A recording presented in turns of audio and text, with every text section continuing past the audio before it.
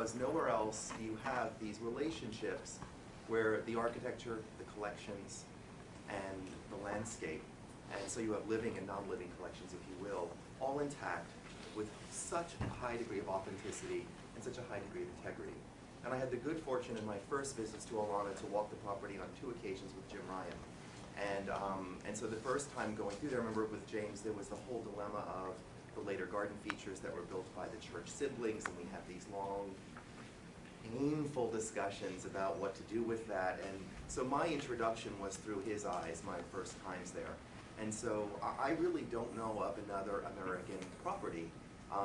But the other thing about it is I believe it has been under the radar in many ways. And that is not unique to Aulana. It is really unique. It is the story of American landscape architecture. And there are dozens and dozens of places that are below the radar in our communities that people have yet to discover. And so that's really why I started the Cultural Landscape Foundation, because here I was at a federal level setting policy, so top down. And gardening and golf are America's favorite hobbies, number 1 and 2. So why, when it comes to landscape, do we sort of take a top-down approach at the federal level? And so after developing the guidelines, which are federal policy, they're part of the Federal Register. And the thing that relates to Aulana about this is the guidelines are organized first and foremost around visual and spatial relationships. And there is no better way to look at a cultural landscape like Aulana than that as an armature.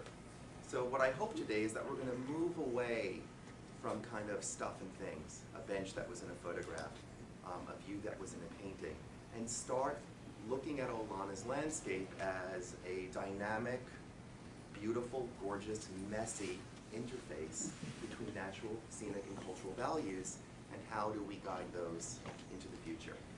My only plug I put in is go to our website, sign up for our monthly e-letters, and what I'd also love to do is write something about Aulana when this gets a little further along, perhaps to get a little bump after the April conference, and so more about that to follow. So with that, I'd like to talk about managing change at Aulana, or learning how to see like Frederick Church. And I think that one of the things you might have picked up in the white paper is this idea that you can't look at just sort of how we assign value, for example, the National Register or the landmark nomination, and then not look at that as well through the lens of how do we take people through Aulana? How do we teach people how to see? We see as Church the landscape painter, the landscape maker, and then I would add to it that Frederick Church, the pioneering conservationist. So for those of you that read the white paper, this will be on the final. Now, all kidding aside, what's also interesting in coming here and looking back to look ahead is to have the luxury to come back and to look at Aulana today. Will people be able to see me better if I stand here? Is that better? I see people on this side having a hard time. It would be nice if the light was still like, there's no light in the front. The light, I'm sorry? The floodlight there doesn't Oh, seem to be okay. shining down.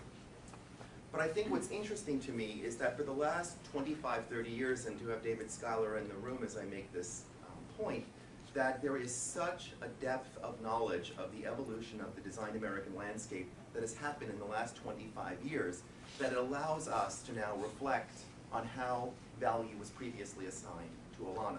In addition, as you know, the work of Bob Toole for many years as well has provided a level of site-specific knowledge to understand the landscape as it evolved. I showed this plan because for all intents and purposes, this is your as-built period plan. This is it at the end of its period of significance, granted at a large scale, but nevertheless to understand sort of the broad strokes of what the Aulana landscape is. And then of course, not just church, but also Hudson River painting and art since that time.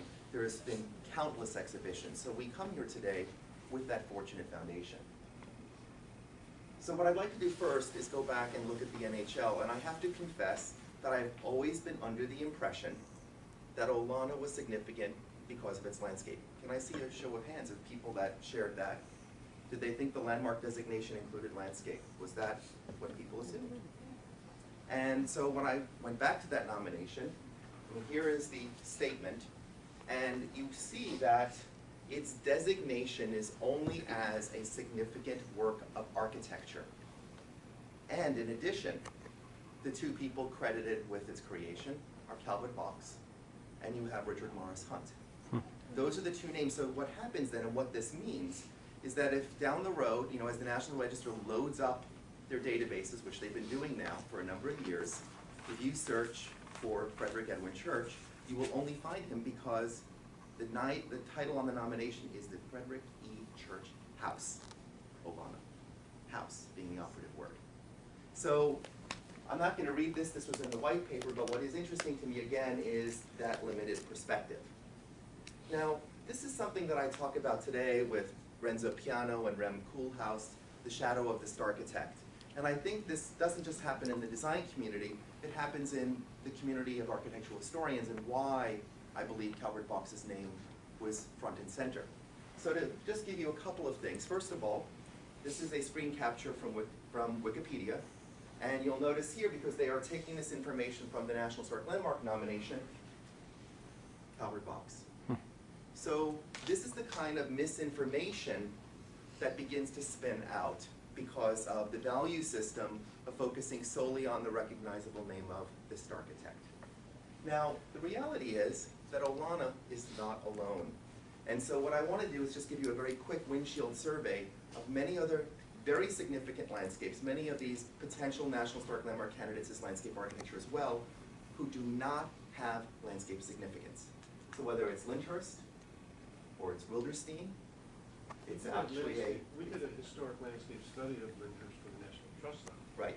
No, the information is there, and your great discoveries of Ferdinand Mangold, the master gardener, it's all there, but it's not in the nomination because that has never been revisited. The Hoyt House in Statsburg, not designated. The Vanderbilt Estate at Hyde Park, which I'll come back to a little later, no significance in landscape architecture. Believe it or not, Sunnyside. It is designated for architecture and a significant person, criterion C. Locust Grove and Poughkeepsie. By the way, this is the tough love part of the presentation. Here again, just an individual and architecture. Valkill, the Eleanor Roosevelt site, has no recognition of Beatrix Farrand's garden contribution there. Cantico Hills, which is just an incredible collection of a variety of landscape architects, has no significance in landscape architecture. Castle Rock and Garrison, architecture only. Of course, this was the cover of the Hudson River Villas book some years ago. Boscobel in Achente and Webble Garden, not part of its 1977 designation. And West Point, Olmsted Brothers. So I show you this because the situation at Olana is not unique.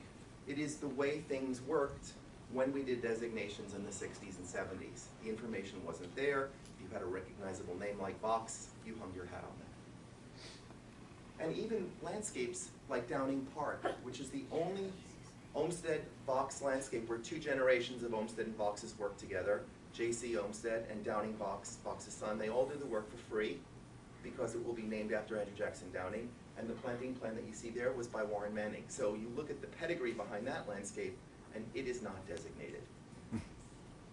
So that's kind of the foundation coming into this, that there is an opportunity, if we are revisiting the landscape, that part of this could be a revisitation of the NHL as we begin to think about its significance. And Olana could really lead in the region by saying, hey guys, we need to revisit these nominations because we know so much more today.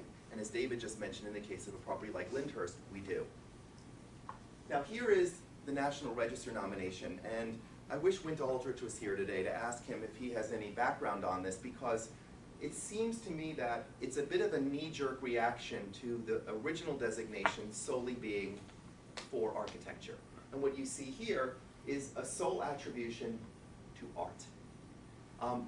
In the 70s, what started to happen with a number of these earlier nominations, because they were quite frankly anemic, is that people started to then do a little bit more research. They did amendments. In this case, they said, oh, we need to also have Olana on the National Register. So it was designated, but the big problem here is this. 1872 is noted as the significant date of completion for Olana. So think about that in relation to the Bob Toole 1899 plan that I showed you. So for example, this excludes the completion of the lake, the acquisition of land from the North Meadow, the construction of the carriage road network, and not to mention the irony of here it is, it's an artist's theme statement, and the studio, of course, is being built outside of the period of significance. So that's the National Register. And then finally, there is a Historic American Buildings Survey application that was done that has its own statement of significance in 1983. It's a bit of a mystery to me. It's dated 83, the photographs are dated 69 and or 71, so I'm not sure how it all came together. Perhaps someone here knows. But here again, we see an even quirkier statement of significance, Persian themes, and then the vastly sculpted landscaping design was done by Frederick Law Olmsted. Wow. Now, what's interesting to me is I have to say, when I first came here, one of the sort of the sort of unspoken things is this tension between church and Olmsted and Vaux, and what is the nature of this relationship? And I can see why, after you go back and look at all of this, that there would almost be this knee-jerk reaction, because anyone that has been seduced by church's vision would be pissed off. Because here we have these other two guys getting credit for things that they really didn't do, but because it became an enabler, most likely, for designation, or in the case of, this is just lazy research. So that's kind of where we start. Now, and here's a sample photograph. So these are pretty nice high-resolution photos from the late 60s, early 70s. There's about 12 or 13 of these of the landscape, and the rest are all of the interiors.